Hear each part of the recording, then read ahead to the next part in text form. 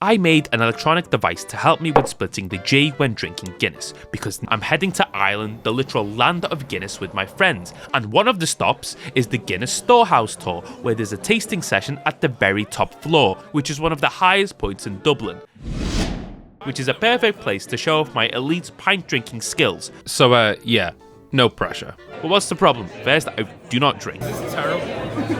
So I really don't want to embarrass myself in front of the locals, so I need to practice if I'm going to pull this off. So to prepare, I even worked out the exact number of gulps and the precise amount of liquid needed mathematically, since I'm going to have Guinness from the literal source. For those who are unfamiliar, splitting the G is the challenge of drinking just enough so that the liquid level stops exactly in the middle of the G of the Guinness logo. When doing research for this video, I thought this was a century-old tradition, but according to my highly reputable source, aka just asking Reddit, I found out that this trend was only around 15 years old. To build my device, I used a programmable mini computer, but needed a way to detect the pint reaching the perfect level. At first, I considered a raindrop sensor to count the number of droplets within the liquid when it was ready.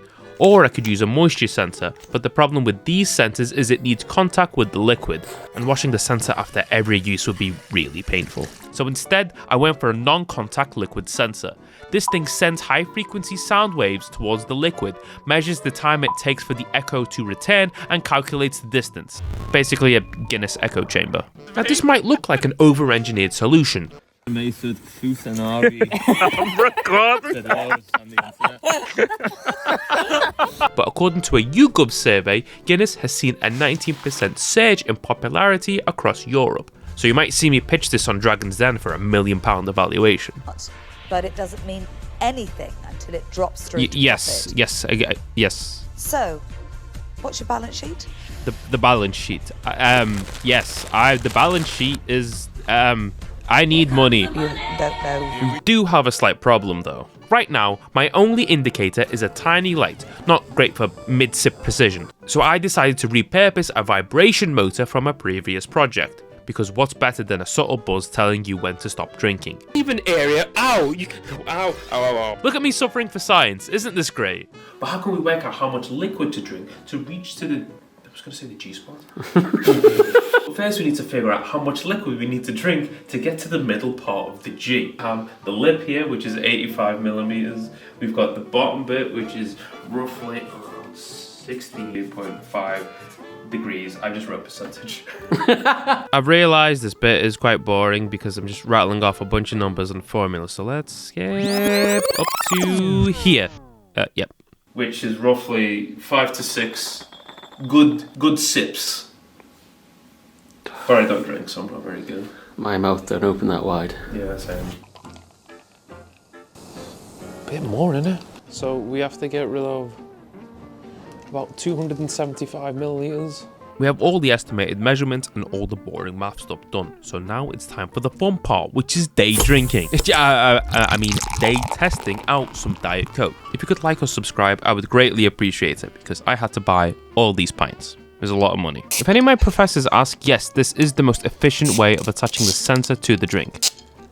There's no better way. It did feel weird because I had to keep asking for a pint of Coke, but specifically in a Guinness glass. Could I get a Diet Coke, but could I get it in a Guinness glass? Is that okay? Diet Coke, but in a Guinness glass? Okay? Yeah. Can I get that? Just looked at me like I was committing a crime. Here we go. Here's the first test.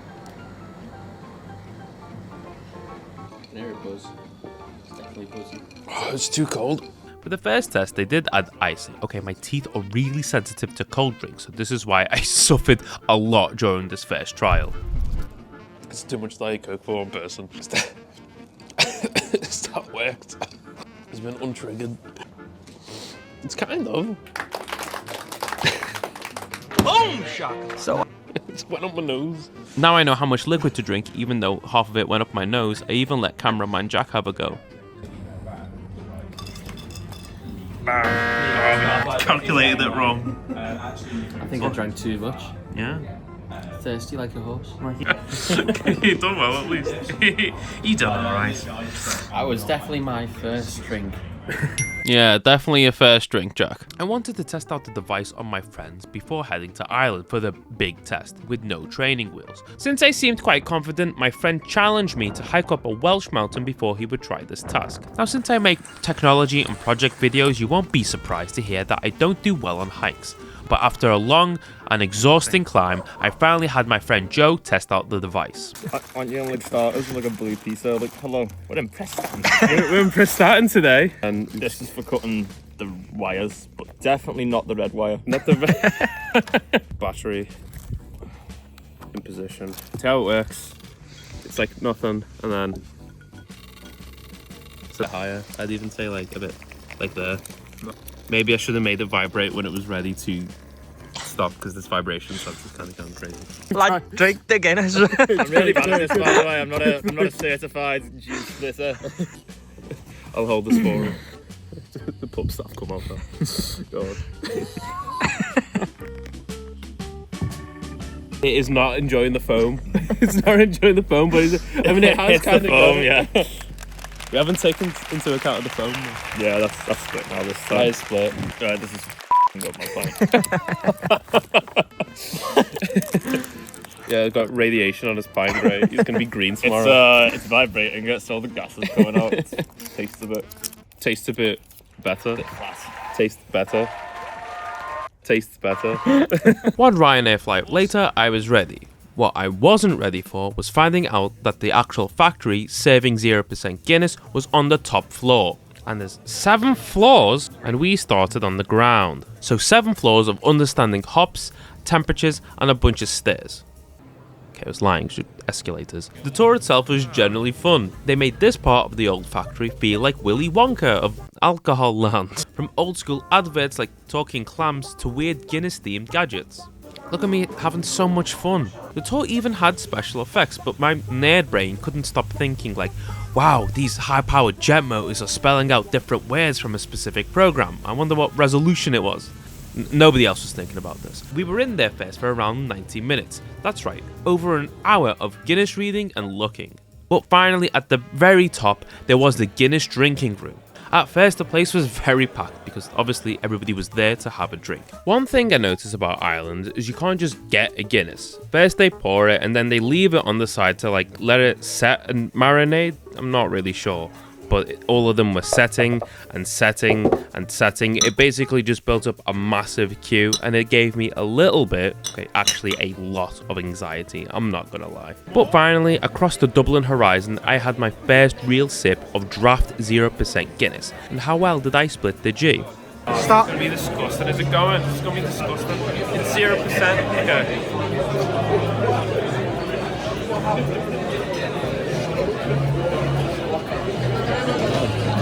Annoyingly, I failed, but luckily I got another pint to test it again. Oh, he's failed it. If you pretend. He's kind of done it if you tip the glass. If you tip the glass and you don't cheat. Oh, that's grim. Hours of preparation just for me to fail. However, I did do a different pub in the famous Temple Bar area. No, not the Temple Bar itself. I need to take out like a high interest loan just to afford a pint in there. So I went for another pub. And trust me, it's very easy to find a Guinness in this area because A, the Guinness logo is basically plastered everywhere. It was more prominent than the flag of Ireland at this point. Oh, alright, okay, I'm gonna try properly this time. And this one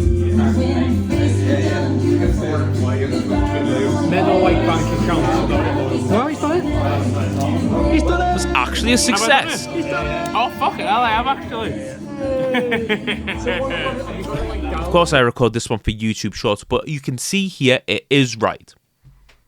Barely. It's 95% water. What's the worst part of the tour? The weird cult-like smell room.